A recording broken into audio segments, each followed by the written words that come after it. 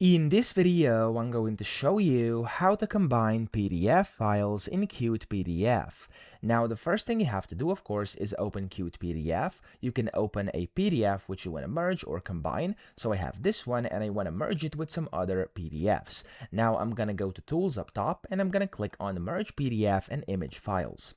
When you do this, you can select multiple PDFs and image files you want to merge to this one. So I'm just going to go and select all of these. You could go and, of course, click only one, or you could hold down your control key on your keyboard and click on all the ones you want to merge. So I'm just going to select these while holding down my control key and click on open. Then they're going to open in here. You can organize them if you want to, so you can of course move them up or down. It's completely up to you. And then from here you can set the location. You can add them to the end of the open PDF, or you can insert before a specific page. I'm going to add them to the end and I'm going to click on OK. It's going to start processing, and there we go. This PDF now has 21 pages because I've merged it and I've combined PDF files.